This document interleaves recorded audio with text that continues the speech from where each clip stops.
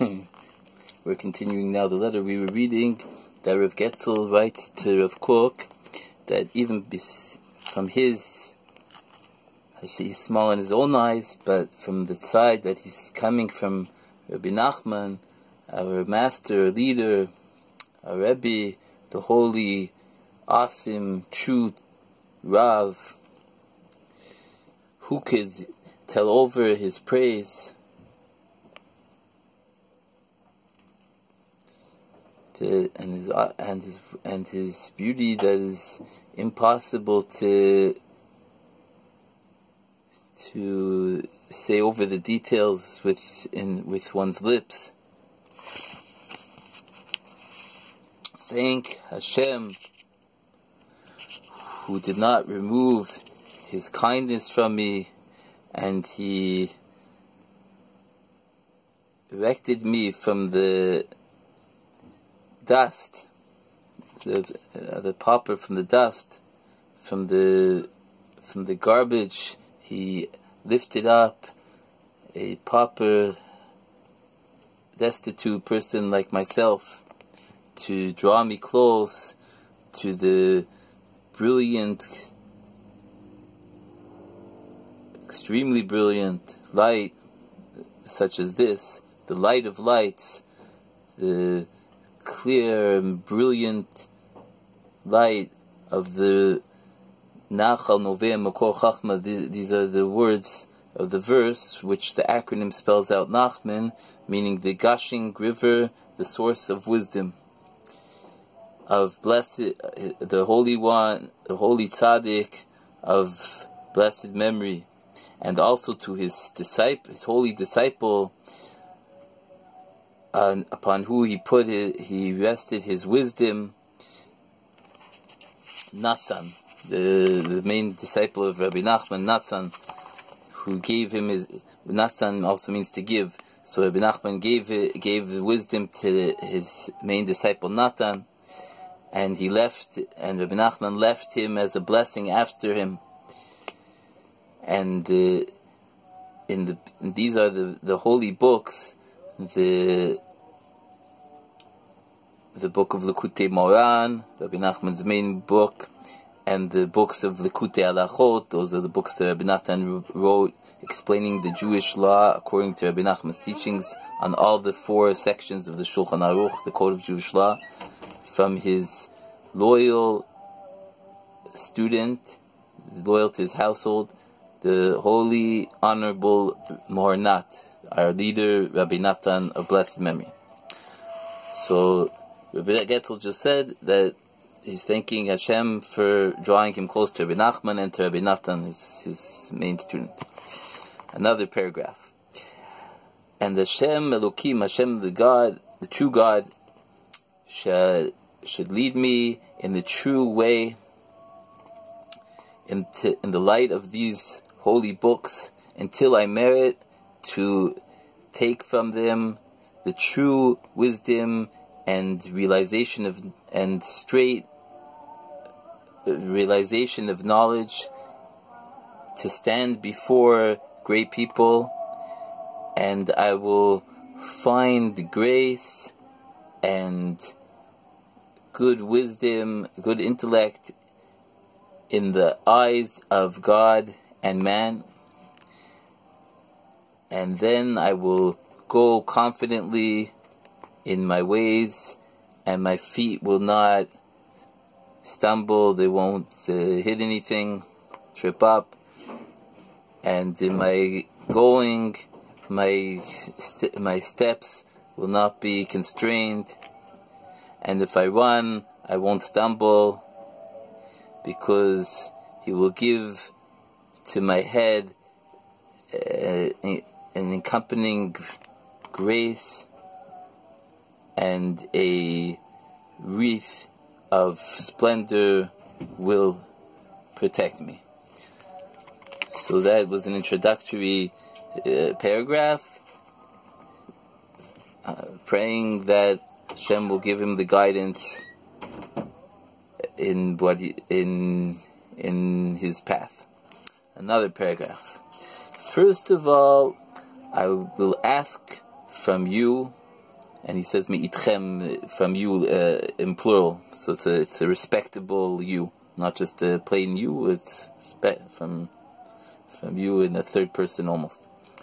If you have any knowledge and feeling in the ways of Chassidut, which was revealed and renewed, and it went from the hidden to the revealed by way of the light of the godly Baal Shem Tov of blessed memory, whose ways are built on the true foundations of the Tanakh. Tanakh is acronym the Torah, Nevi'im, and Ksuvim. That means all the holy scriptures, and the Torah Shel Peh, the oral Torah, and specifically the Holy Zohar and the writings of the Arizal.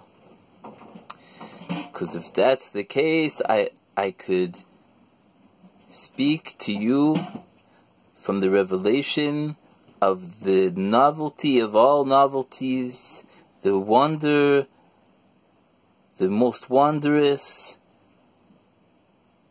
extremely outstanding, extraordinary wonder, the inner light, the brilliant, most brilliant light, which is his holy grandson, the holy grandson of the Baal Shem Tov, really the great grandson, upon whom was fulfilled the verse from Proverbs that the crown of the elders are the children's children, the grandchildren, the progeny. So the progeny are the crown of the elders, and Reb Getzel's writing that this was fulfilled by Rabbi Nachman, who is from the progeny, the grandson, great grandson of the Baal Shem Tov, and he is the crown of his elder Baal Shem Tov, and who Rabbi Nachman clarified, he culled, and he cleansed, made white, the true way, like flour is refined 13 times with a sieve. That was one of the things by the temple. They would refine the flour 13 times until he was victorious. The word for victorious in Hebrew also refers to singing, is performing a song. Until he was victorious with his song to illuminate in all the levels. Until, now he's quoting from the liturgy of the high holidays, and he's saying, until Rabbi Nachman fulfilled that every creature should know that you created him, and every formation of the creation should understand that you formed him, and all that have a soul in their nostrils, in their being, will proclaim that Hashem, the God of Israel, is king, and his kingdom is on everything, has complete dominion on everything. So that Rabbi Nachman was by him. That was he brought that. He's gonna bring this about. And another paragraph, and I could give over this intelligence, this understanding in this matter, in order for me to give this over to you. Let me first spread out. I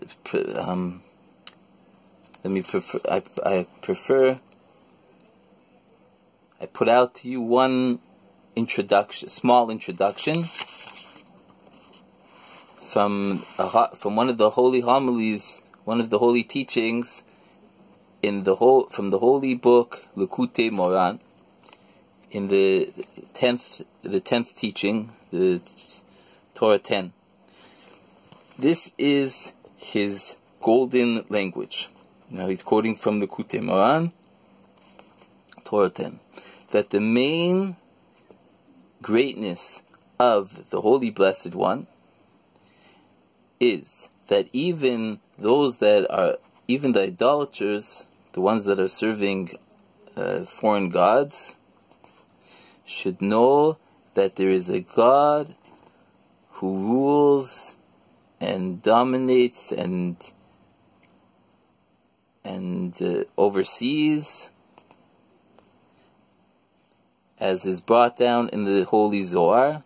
The Zohar says that when Yisro heard all the miracles and he came to join Israel, and it says in the Torah, Yisro said that now I know that God is great.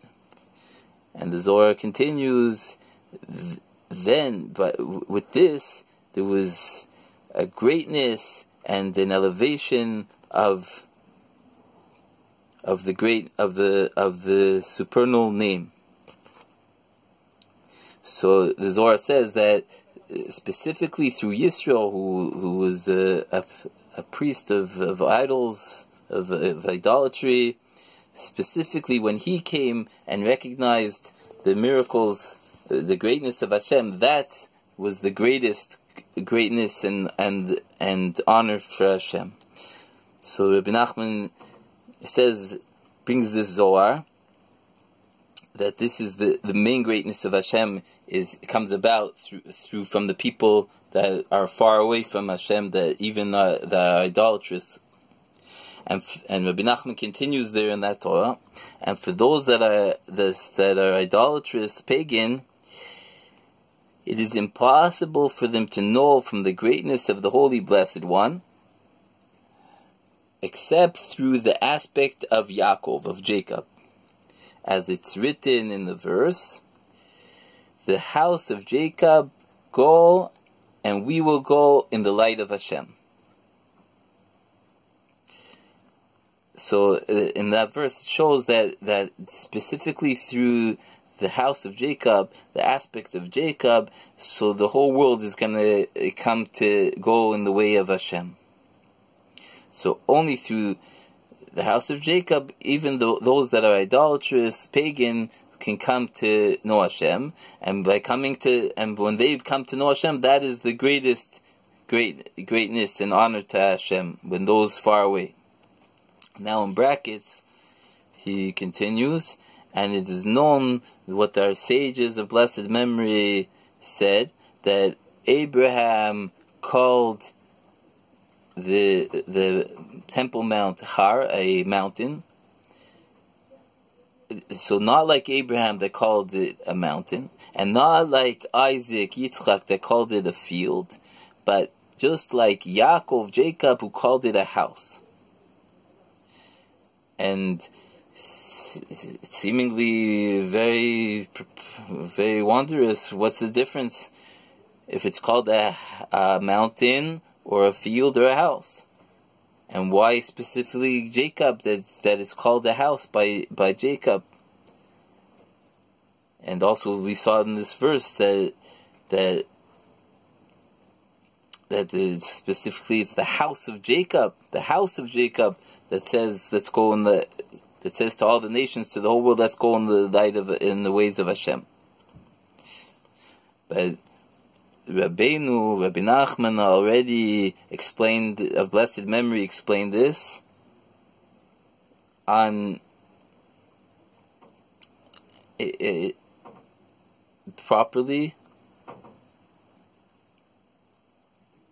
in this language, and it's going to continue in the next paragraph, which we don't have time for in this part, to explain what the significance of Jacob calling the Temple Mount a house, what's the significance of this in relation to bringing even the pagan to knowing Hashem, to bring the tremendous glory of Hashem through those that are so far.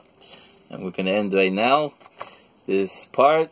Nach, MeUman, to be continued with the help of Hashem Yisbarach. Nach, MeUman. No.